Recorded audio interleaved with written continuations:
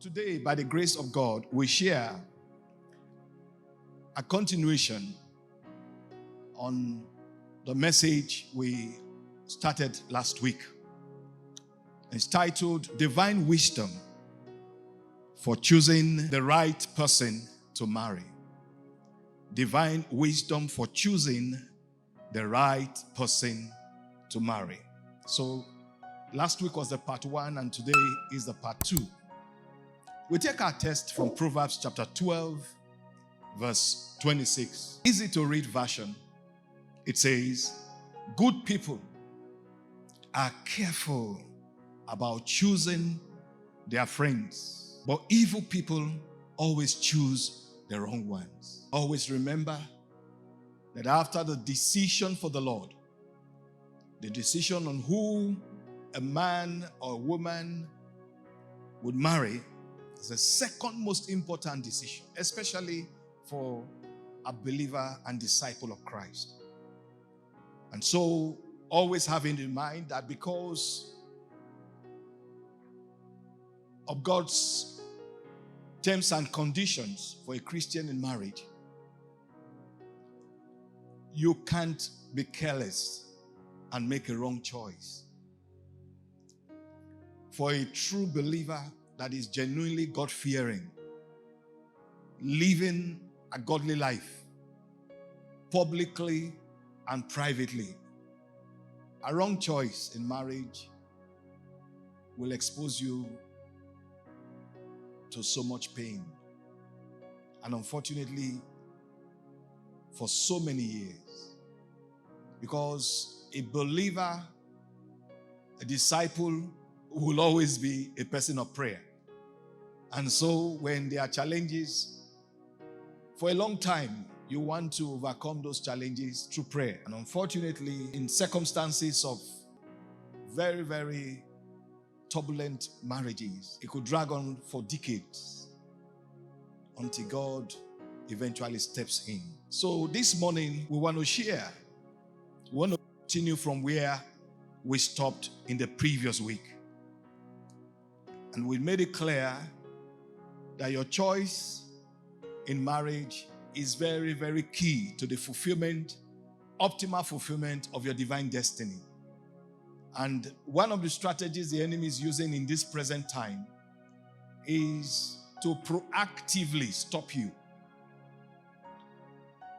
And what they do is to program the wrong person into the life of that prospective kingdom star. In Genesis chapter 2, verse 24, Genesis 2:24, it says, the Passion Translation, it says, for this reason, a man leaves his father and his mother. So marriage is for mature adults. And maturity, like we found out, is not only determined by age. We have seen and we still see today babies in their 40s, mommy's boy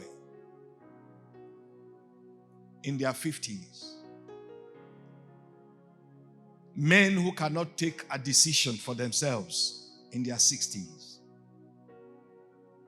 He said, for this reason, a man, not a male, a man leaves his father. So you have to have the capacity to carry out that separation for good from your father and your mother.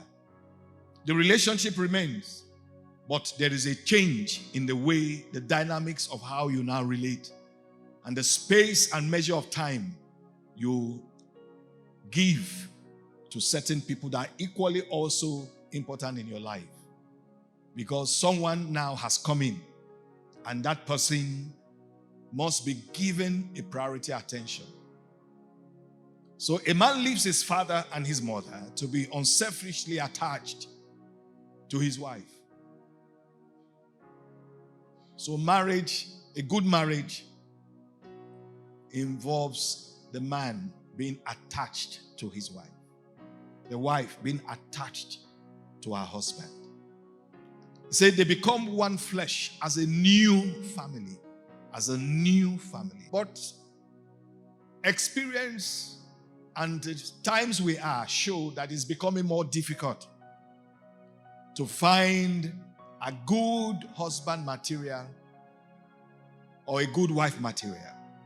In Proverbs 20 verse 6, easy to read version, it says, you might call many people your friends, but it is hard to find someone who can really be trusted. Who can really be trusted. It is becoming more difficult in this present time. More difficult in this present time. In Proverbs 31, verse 10 to 12, Proverbs 31, 10 to 12, contemporary English version, it says, a truly good wife is the most precious treasure a man can find. Her husband depends on her, and she never lets him down. She is good to him every day of her life. Why many singles are craving to get married. Some who are married are wishing that something will happen that will bring them out of their marriage. Now, Proverbs 19:14 now shows us that one of the safest ways you can get a good spouse is through the help of the Lord. In Proverbs 19 verse 14, Amplified Bible Classic Edition, it says, house and riches are the inheritance from fathers, but a wise, understanding, and prudent wife is from the Lord. Not from the father, not from the mother, from the Lord. And let me also emphasize this, that there are many husbands, unfortunately, that do not deserve the good wives in their lives. And it could be terrible for a God-fearing, good woman to be at the mercy of a mean and cruel husband. And so wherever this kind of women exist, it could be really, really bad for them to be in the hands of a man that doesn't deserve them. So it takes the help of God, the Lord Almighty, connecting you to someone by his wisdom and foresight of your destiny, your purpose here on earth, and also with the destiny and purpose of your partner, connecting the two of you together for the role of a spouse to one another. So it is expedient that we should all seek to get married to that spouse that is in agreement with God's perfect will for your life. If I could put in a word quickly on the perfect will of God, in Romans 12 verse 2, King James Version, it says, and be not conformed to this world, but be ye transformed by the renewing of your mind, that you may prove what is that good and acceptable and perfect will of God. Now, there is what is called the permissive will of God. And that is happening more now because people are using all kinds of manipulation to lock up the affection, to lock up the hearts of people into marriage with themselves or with their children. Now, take note of this, the perfect will of God. Because the question may come up, how do we know if someone's choice in marriage was indeed God's perfect will for him or her? How do we know? Take note of this. Is this man married? The man she has just gotten married to. The woman he has just gotten married to. Is she God's perfect will for him? Is he God's perfect will for her? That question is not answered in 5 years' time. That question is not answered in 10 years' time. That question is not answered after the marriage. It's answered at the before and at the point of the marriage. It is not what will happen after you get married that will now confirm that it was God's choice. And this is why many people miss it. Abraham was married to Sarah, and God blessed the two of them. gave the two of them a covenant that was going to bring forth a child for the covenant to be fulfilled. And the wait started and went on for 5, 10, 15, 20, 24 years. When it was 12 years of waiting, Sarah gave up. She gave up after 12 years and said, I don't believe. That was Genesis 16. I don't think the Lord is going to bless me anymore with the fruit of the womb. And then she came up with her own option. Her most faithful, reliable, dependable maid, Hagar, she handed her over to Abraham as a wife so she could have a child for Abraham. The same child that didn't come for 12 years between Abraham and Sarah. That child came now for Abraham within 1 year. In our present day or regular human situation, what will be part of the discussion, the side talks? I don't really think that that Sarah is God's perfect will for him. If not, look at it now. If not, look at it.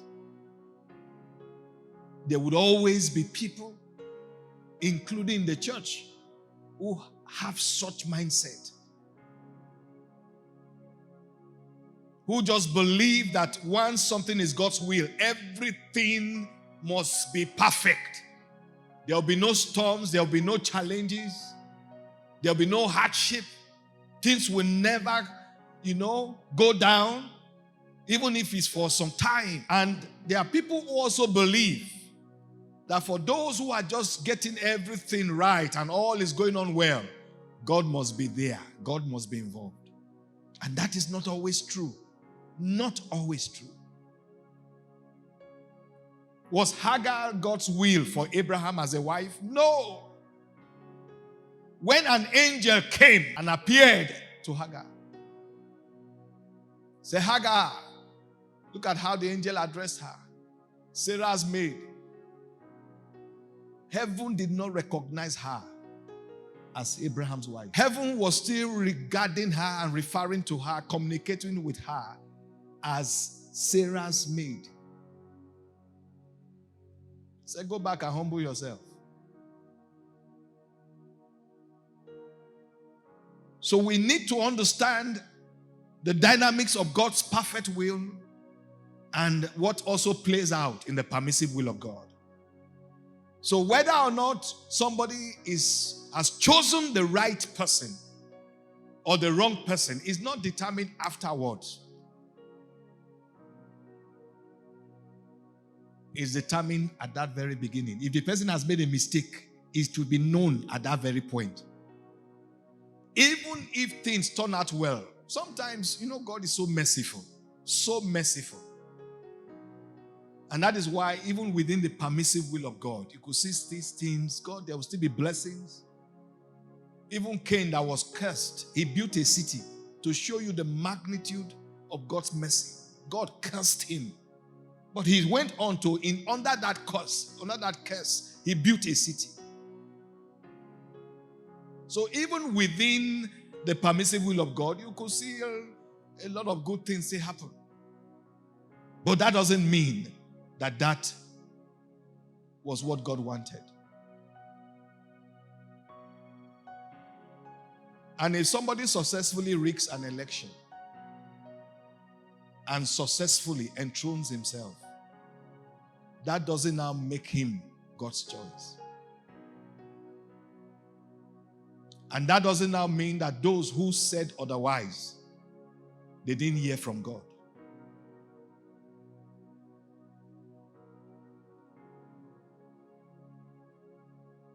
Before Solomon was enthroned as king, somebody else was already enthroned. Not attempting, was already enthroned. They had to dethrone him and enthrone Solomon, who was the one that God really wanted. So, if you want to know if someone is God's choice, perfect God's choice in marriage. It's known at the beginning. It's not what will happen later that will now determine whether or not it was God's choice. The perfect will of God as regards the right choice in marriage is not determined by what happens afterwards in that marriage. Whether or not someone has made the right choice in marriage is not absolutely determined or confirmed by what eventually happens in the marriage.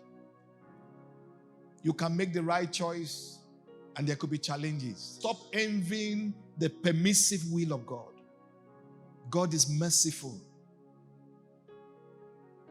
We shouldn't use that now as a standard that you now will also intentionally adopt as the way to go.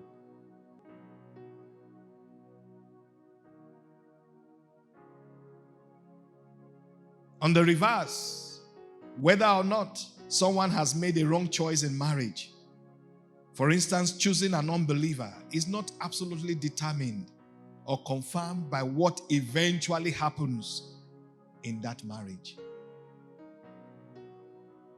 So the fact that a marriage is very peaceful, blessed with children, or has lasted for many years does not mean it was originally the perfect will of God.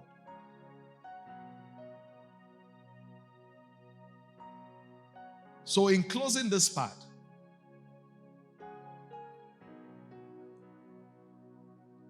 we'll look at some keys God has given us and parents to help make a right choice, choose the right person to marry.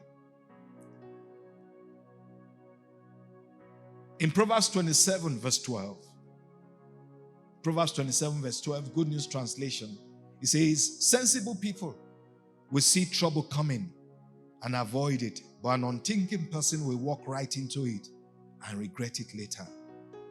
And that talks of red flags that can help you avoid the wrong choice in marriage. How can singles now avoid problematic marriages? One, you need to pray. You need to pray and seek the face of God before you choose a life partner. You need to pray and seek the face of God before you choose a life partner.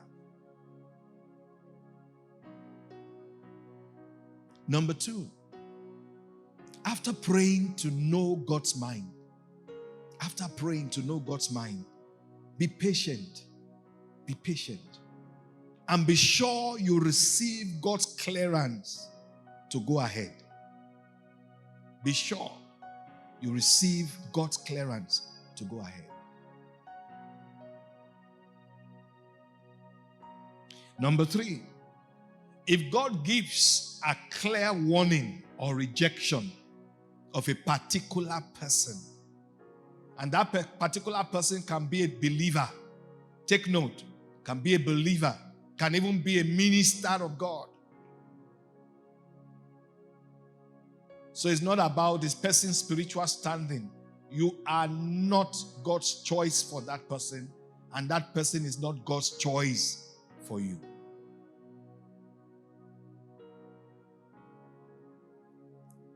If God gives a clear warning or rejection of a particular person, please put every other positive consideration aside and stay clear of any further marital plans with that same person. If you don't heed this warning, this counsel, this advice, then you will learn by experience. And that is what has happened to many people, unfortunately. But I pray that that will not be your own experience. You will heed the voice of the Spirit. Number four, always find out the character. Find out the true character and track record of the person.